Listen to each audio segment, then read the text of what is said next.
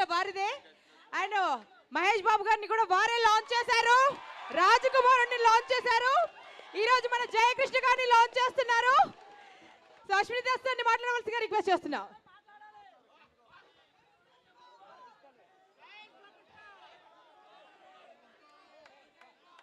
జై super star Krishna గారు 350 సినిమాలు చేశారు.